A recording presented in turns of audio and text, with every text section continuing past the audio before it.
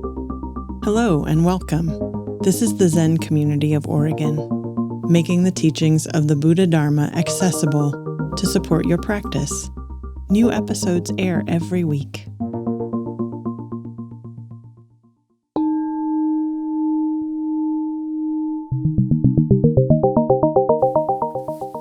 That chant reminds us of how fortunate we are to encounter the Dharma and to have the freedom to practice it.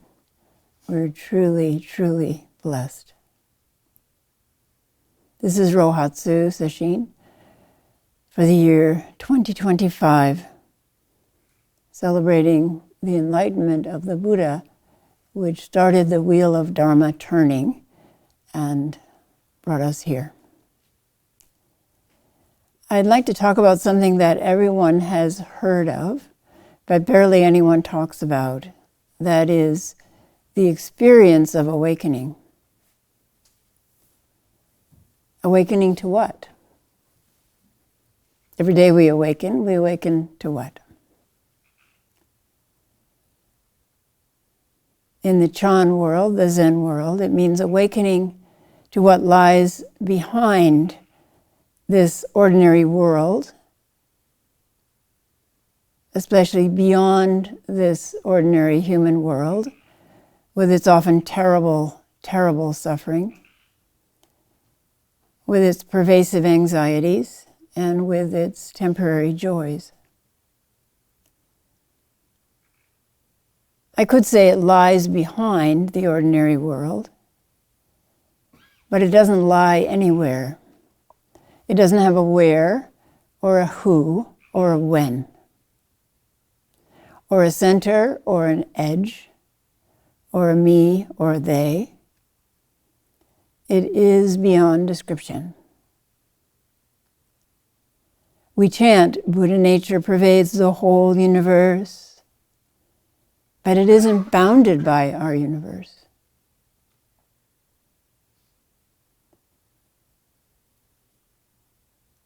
As our chant says, the way is beyond all space, all time. One instant is 10,000 years.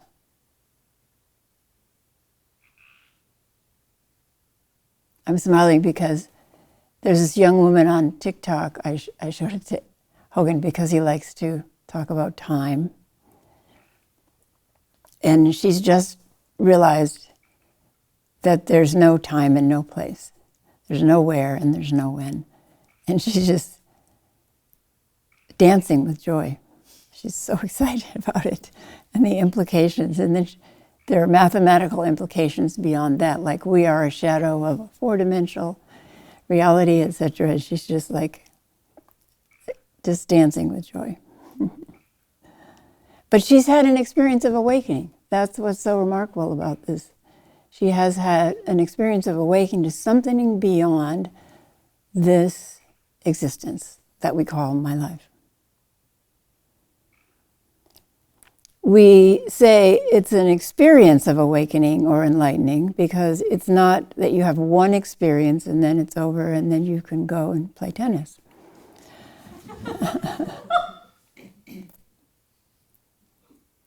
Make money and lose money and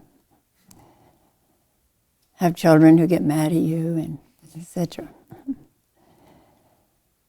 As we continue with committed practice, we will continue to have openings into what we could call true reality.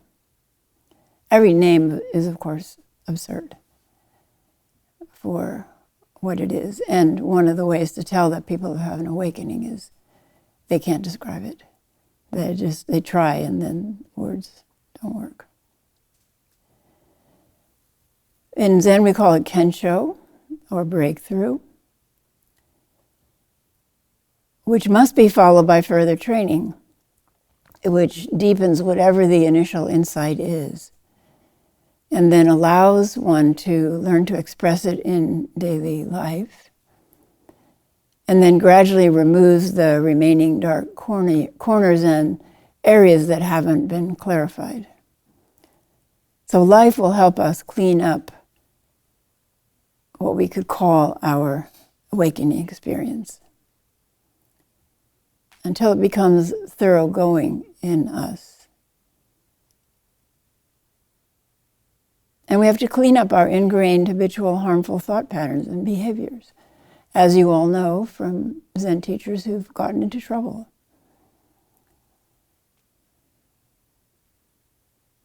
There has to be a thorough house cleaning of this house.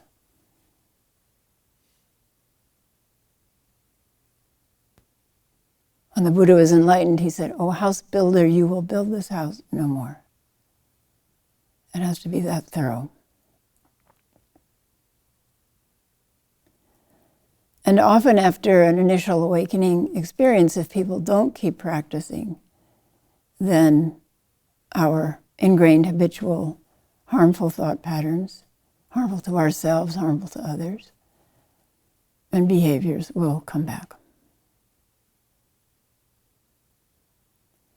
There are many descriptions of the Buddhist ancestors having studied for years with one teacher and having an enlightenment experience or experiences.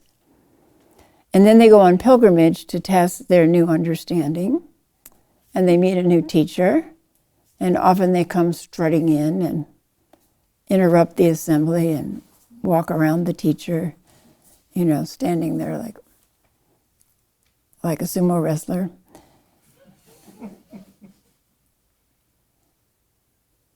And that teacher says, essentially, "Don't be so puffed up, you turkey.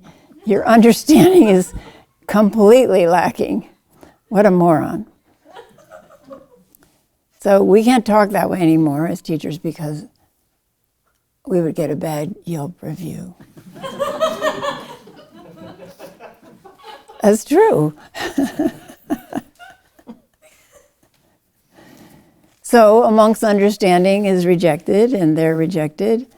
But one thing that can happen is new determination arises. And that monk might stay with the new teacher, practicing with new ardor, and going deeper into practice. So Joshu, Master Joshu, Xiaozhu, is an example. He was ordained at 18 and then stayed with his master until he, Joshu, was 50. And I'm sure he heard many hard words from his master. And then at age 50, he went on a 30-year pilgrimage until he was 80 years old, saying, "If I meet anyone I can teach, I will teach them. If I meet a child who has more clarity than me, I will learn from them." And then he settled down in a monastery when he was 80 and taught until he was over 100.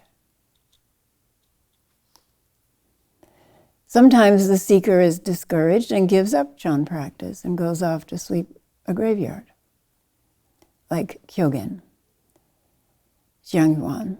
He was supposedly 7 feet tall and an accomplished scholar of Buddhist sutras. But for many years, he didn't make any headway in his meditation practice. One day, his master, Guishan, asked him, "What was your original face before you came out of your mother's womb?" And he came up with all sorts of answers, but Guishan rejected them all. So he couldn't find an answer that satisfied himself or his teacher. He consulted all of his books and all of the notes he had taken while studying, and he couldn't find an answer. So he burned everything and left the monastery. A kind of cleansing of who he thought he was. And one day, though he appointed himself to go be a caretaker at a cemetery, a temple cemetery, where the national teacher at the time was buried. One day, when he was sweeping the ground with one of those rough bamboo brooms, a stone flew out and struck a hollow stalk of bamboo. And as the sound resonated in his quiet mind, the mysterious pivot turned, and he burst into loud laughter. And he went back to his teacher and offered incense and thanked his teacher for their deep kindness in not giving him an answer. And he wrote this poem. One stroke and all is gone. No need of strategies or cure. Each and every action is manifesting the ancient way. My spirit is never downcast. I leave no tracks behind me. Enlightenment is beyond speech or gesture. Those who are emancipated call it the unsurpassed.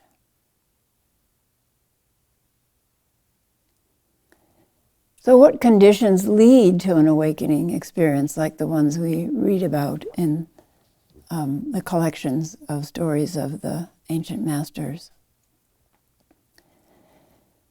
So we talk about sudden enlightenment or gradual enlightenment, but always, almost always, there was sustained gradual work until there was a sudden experience.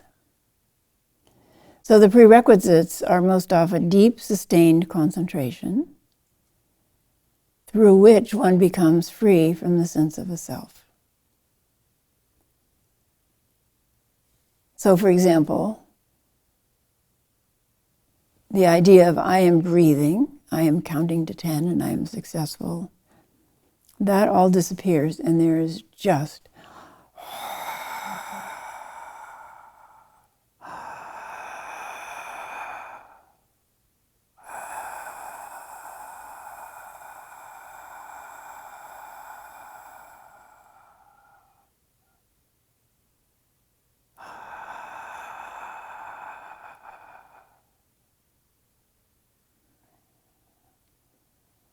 and at some point,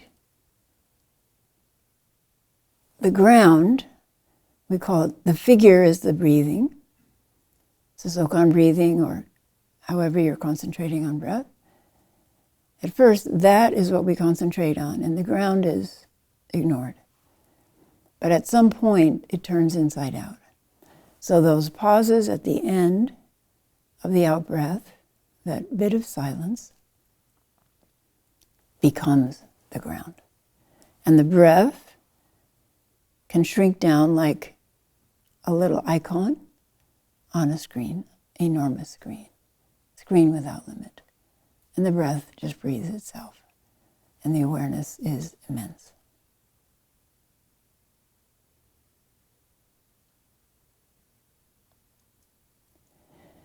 So deep sustained concentration to the point that the solid sense of an individual self begins to dissipate.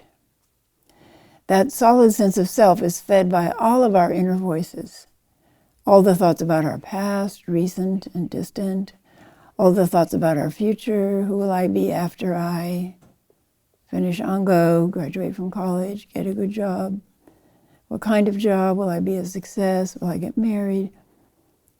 All the fantasies, wonderful or fearful, are woven around the starring actor, which is myself. Constant thought weaves an idea of a self. Constant thought perpetuates the idea of a self. Constant thoughts hide the original self. Thus, awakening requires cultivating a quiet mind, actually a silent mind. Of course, the first day of Sesshin, we often discover that our mind is more active than we thought, which is true of me too. And the sense of self can be seen, vivid, and weaving constantly. That's okay. It's okay because we recognized it. It's okay because we have to practice to gently calm the mind. Gently calm the mind. We don't want to frighten the mind. As the mind quiets, sometimes the mind gets fearful. Who will she be without my help? Who will she be without my constant advice and criticism. Something terrible will happen if I'm not talking to her all the time.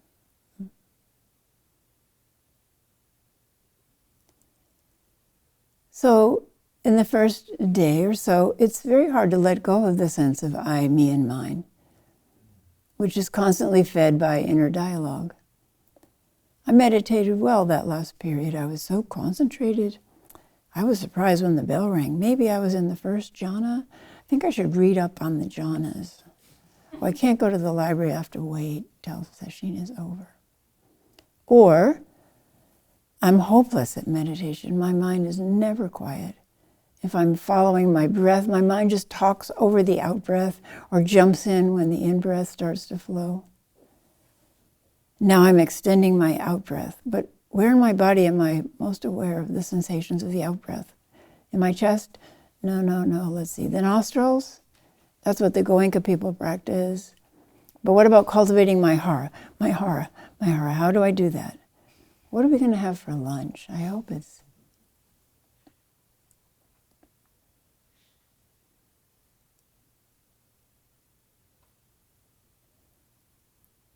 Our practice gives us the time, space, and ability to not have the mind ruling us all the time and continually constructing an idea of a self, whether it's wonderful or defective.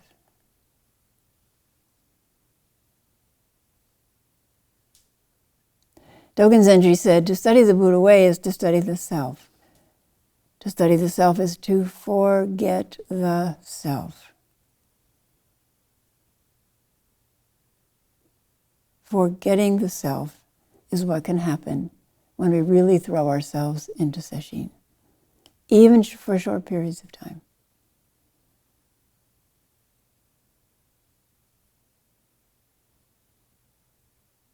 And when we're really tired, this is the power of yasa practice. When we're really tired, sometimes that whole mechanism of chattering to us about who we are or aren't will quiet down too. And our practice simplifies and becomes spacious.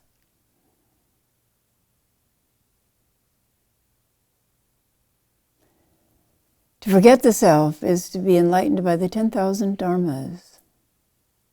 To be enlightened by the 10,000 dharmas is to free one's body and mind and the body and minds of others.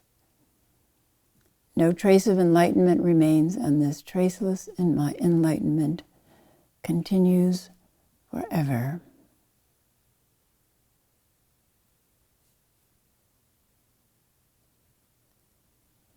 The eminent modern Chan master, Master Shen Yang, who's the teacher of two respected younger teachers who've taught here, Chan Master Guagu and Rebecca Lee,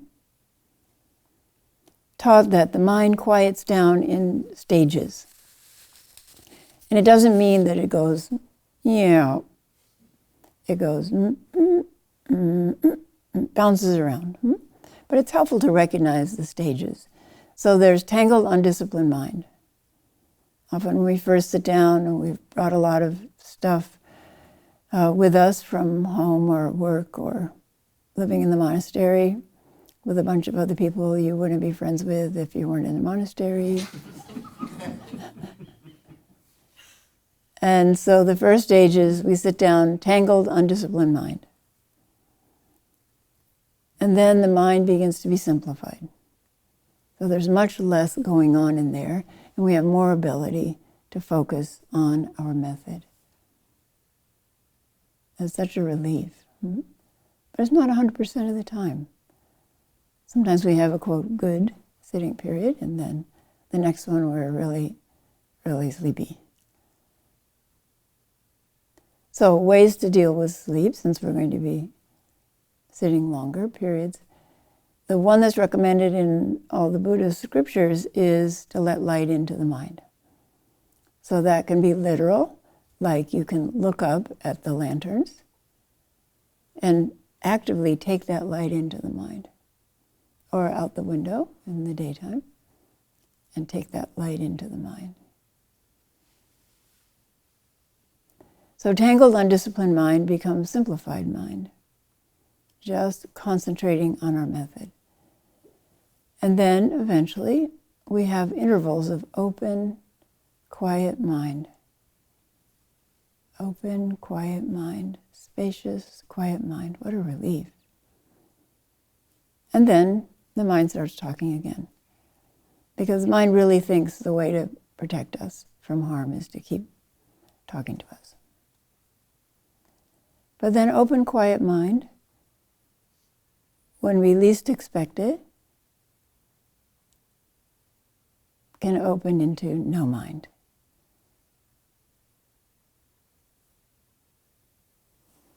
Shenyang describes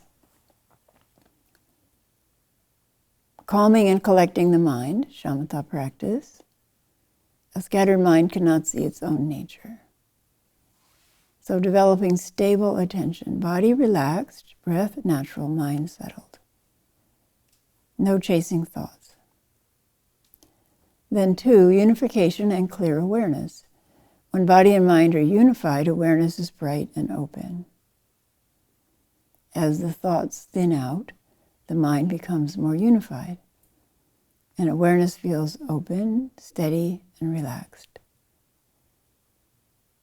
You begin to experience samadhi that is not dull or rigid, but clear and spacious.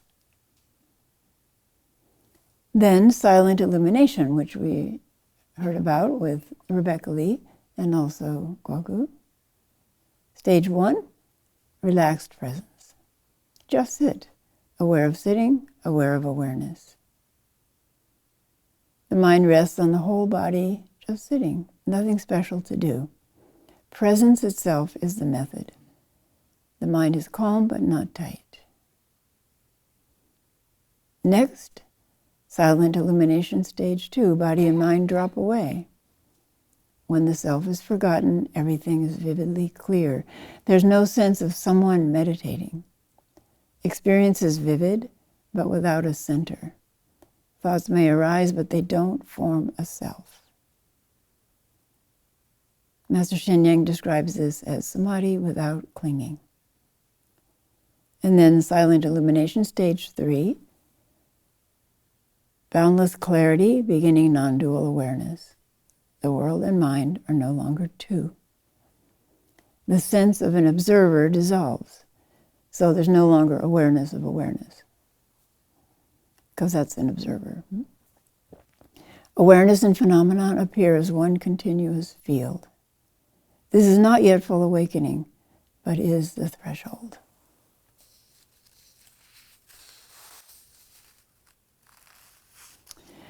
Once I realized that silent mind is a necessary condition for breakthrough. So I had experiences studying at Zen Center in Los Angeles with Maizumi Roshi of breakthrough, but I didn't realize that one condition for that was silent mind until I began teaching. So I began then looking for what the ancients said about this, and I found that they all said something about silent mind. It's ubiquitous. It's in all of our chants. I don't know how I could have missed it. Really, so obvious. In his basic instructions for Zazen, which we frequently chant, Dōgen Zenji gives instructions on how to settle the body. So you settle the body, quiet room, and so on. And then you rock back and forth like this. We might say push up with the top of the head and down with the bottom. You rock back and forth until you find center point, and then rock side to side. We always did this at ZCLA when we sat down. So in smaller and smaller arcs until you reach the center point. And then he instructs us, think of non-thinking. Not thinking, what kind of thinking is that? Non-thinking. One word, non-thinking, non-thinking. This is the essential art of Zazen, Dōgen Zenji says. Non-thinking. In the Treasure of the True Dharma Eye, a monk asks Dōgen Zenji, how do you think of non-thinking? Dōgen Zenji replies, non-thinking. This is the essential art of Zazen.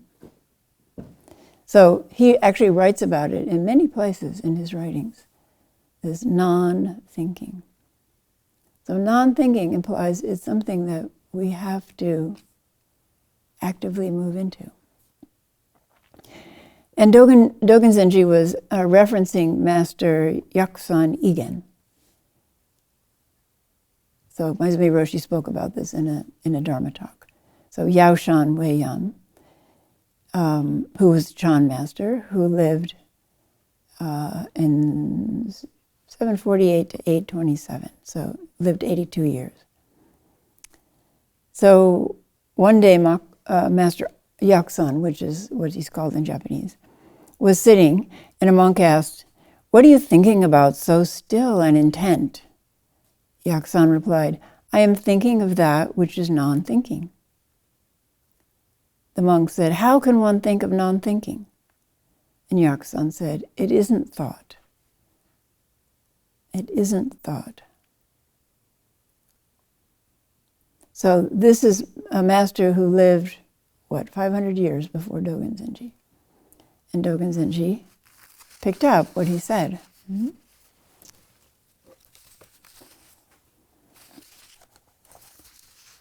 And then in another passage,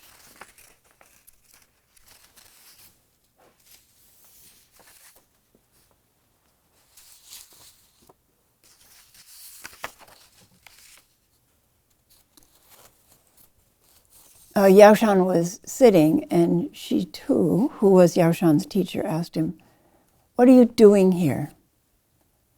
Yaoshan said, so we're going back a generation, right, from Yaoshan. "What are you doing here?" And Yaoshan said, "I'm not doing a thing." And Shito said, "Well, then you're just sitting leisurely." Yaoshan said, "If I were sitting leisurely, I'd be doing something." So his epitaph on his memorial stone, which we saw some of in Japan, says, this is one of his teachings, "The numinous mind," numinous is cloud-like and it carries a sense of illumination too. "The numinous mind is pure by itself, but it is obscured by phenomenal appearances. If you can dismiss all phenomenon, there will be no dual things." So as I was contemplating non-thinking, Dōgen Zenji's non-thinking, I sent out an email to my teacher colleagues asking what they thought Dōgen Zenji meant by non-thinking. And this caused a shower of replies from Soto Zen teachers, as Fuho observed, because I sent him the 15 pages. As Fuho observed, lots of words and thoughts and opinions about non-thinking. So in Japanese, non-thinking is shi, which means thought by itself, but then ryo is added to it, which is not a common thing. But ryo means measurement. So it means thought that's directed to things like big or small, in or out, self or other, man, woman, good, bad, and so on. Measuring is a way of dividing. So the word that's used that Dōgen Zenji used was shiryo. This is why the verses of Faith Mind admonish us over and over. The great way is not difficult for those who do not pick and choose. Discard opinions pro and con. Cut off all useless thoughts and words, and there's nowhere you cannot go.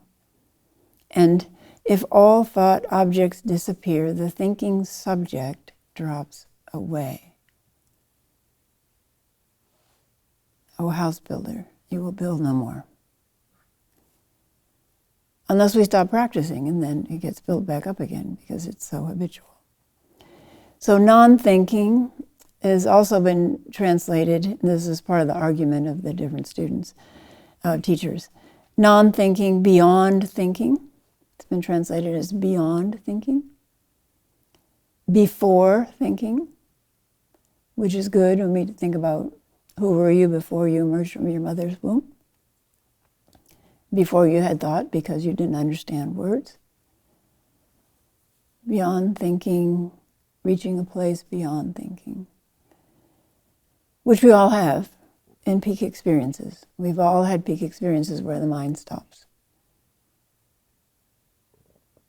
And then the mind comes back in and talks about what just happened. So non-thinking, more fundamental than thinking, is another way people have described it, or the foundation from which mental activity arises. So resting in that foundation, you can watch mental activity arise. But then letting go of all that mental activity, you're in the foundation. Eckhart Tolle recommends, if you want to have a quiet mind, ask your mind, what am I going to think next? And then you watch. Which is close to a meditation I used to teach, which was sitting at the source of thought, like, those mud pots at Yellowstone, places like that, where it's mud and then a bubble comes out like, and then it bursts. So to sit at the source of your thoughts in that way, and when a bubble starts, like, you hold it, and it'll disappear. It's really interesting.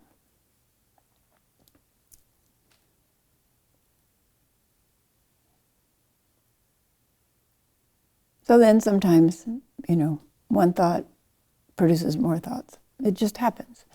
And then we catch it, and then we stop it, and we go back to something like the source of thought, or non-thinking, or before thinking. So here's what Maezumi Roshi said about Dōgen Zenji's non-thinking.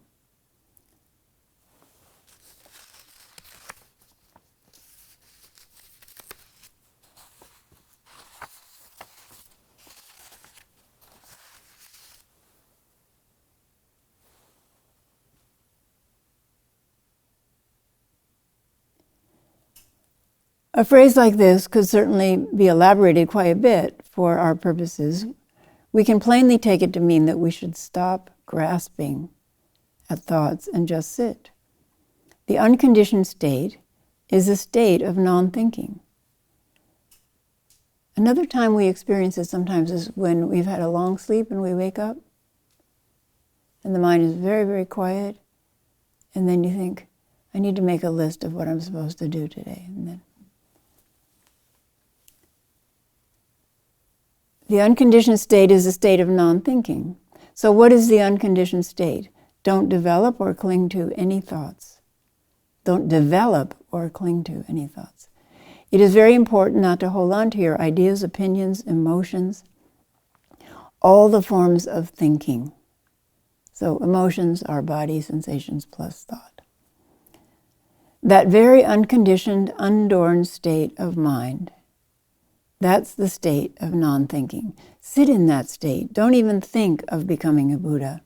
Trying to become Buddha or trying to become enlightened becomes a hindrance. This kind of preconception is a hindrance because we don't know what enlightenment is until we experience it firsthand.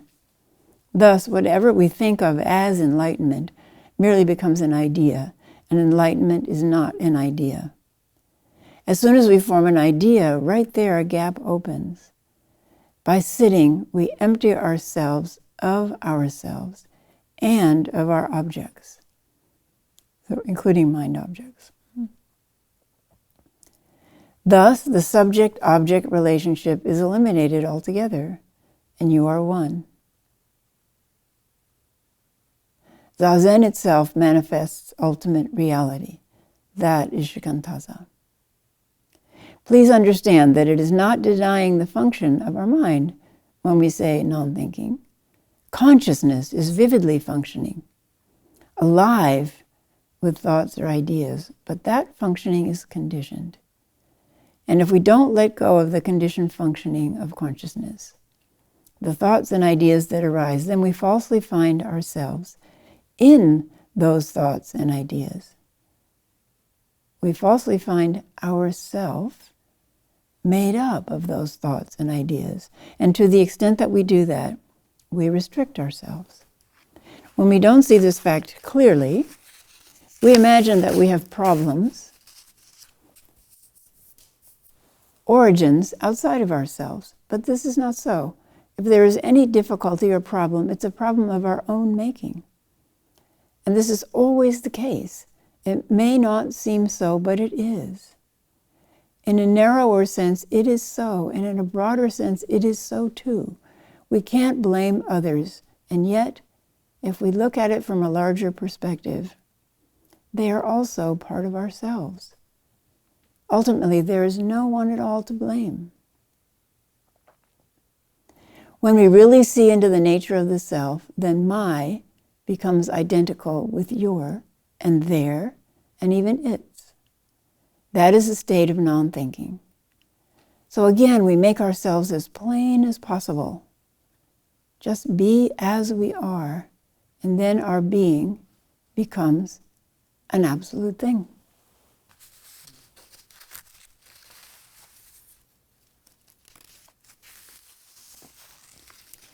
Here is what I wrote after I read those 15 pages full of replies and opinions about translations. They were very interesting. I learned a lot, actually. So I wrote, "This is my understanding and experience, that there is an experience before thinking, which is not dissociation or trance. If anything, it's the opposite. It's clear awareness. But very functional, because discursive thought, which seems to be fueled by anxiety for the self, however subtle, is not in the way. And more energy is available because there is infinite energy in the world. And when we stop blocking it, when discursive thought energy is no longer continually sapping our energy, it flows, including into and through us."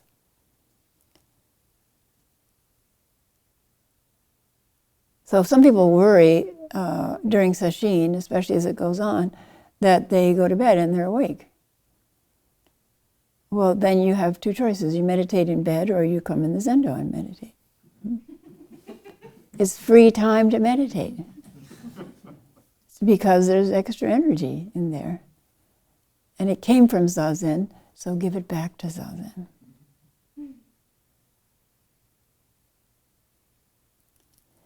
To me, it's the experience of the body being empty, the arms are in activity. Or the ruler stays in the kingdom while the general goes beyond the frontiers. Both from our chants. The mind is then aligned with impermanence, clear and quiet, aligned with the flow of impermanence, not resisting it, which burns up a lot of energy, and things get done.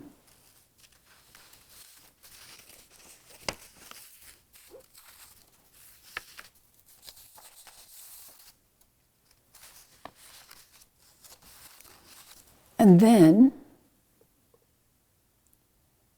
when we're matched with the flow of life, when our mind is quiet or ideally silent, insights occur when they're needed. Thought is only needed for what arises that needs thought. And the most interesting coincidences occur. The most interesting coincidences occur.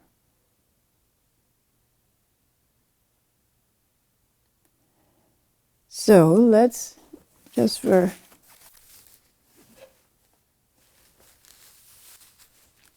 a few minutes, we were doing concentration sprints, remember, first day? So let's do silent mind sprints. So adjust your posture so you're comfortable.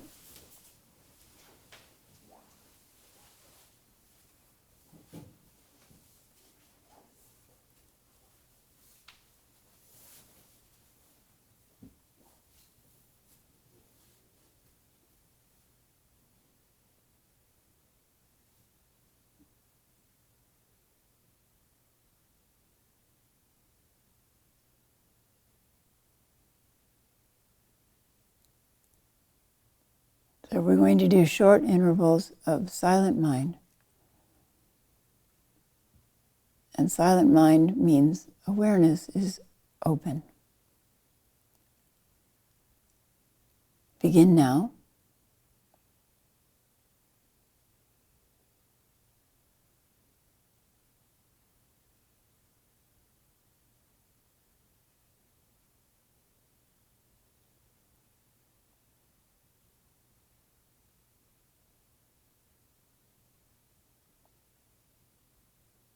If it helps to have something to hold on to, then do listening practice.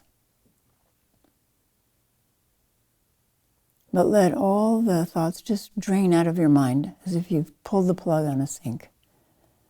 All the thoughts drain out.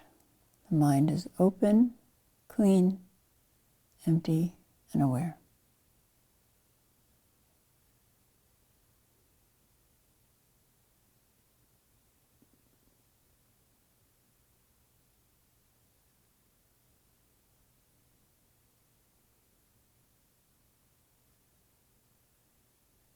Okay, stop. If your eyes were closed, maybe open them. Take a few breaths.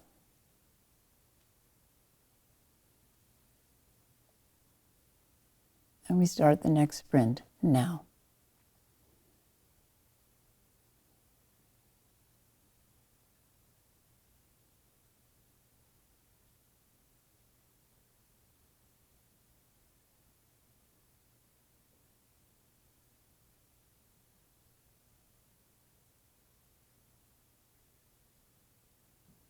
Just notice if thoughts start to arise and open awareness wide, wide, wide.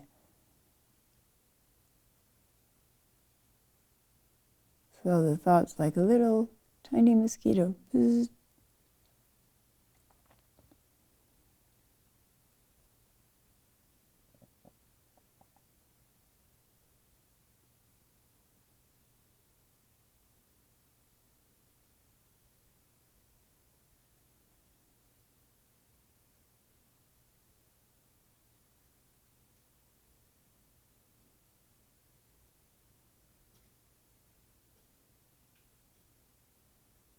Okay, stop. And notice what you do to stop.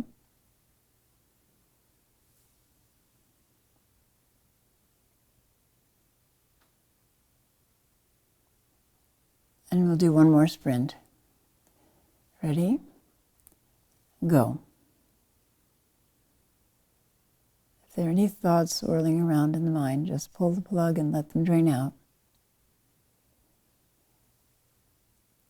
Open the mind, wide, wide, wide, wide awareness. All the subtleties of touch, temperature,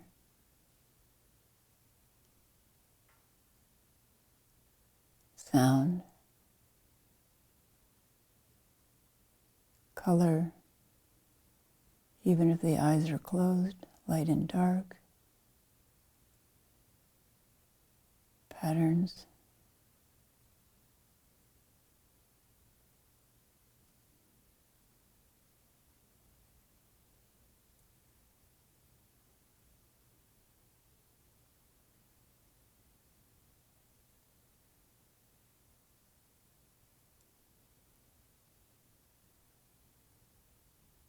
And then stop. So please practice as diligently as you are able. If you're tired, sit up straight and then rest the body and mind. Although there's nothing more restful than what we just did. And then let the practice pick you back up again. Sometimes during yasa, for example, we'd fall asleep, sitting up. And that's okay.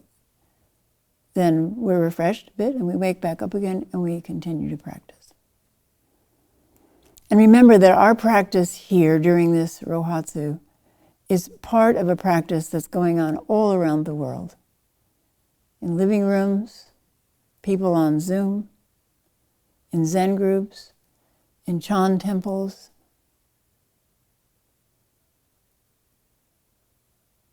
Onshin, Bansho, are practicing with us. Bushin, Harada Roshi, Shisan, all the people we know around the world who are practicing. It makes a difference in your life. And it makes a difference in the life of all of the forms of life that you're connected to, which is everyone and everything. Thank you.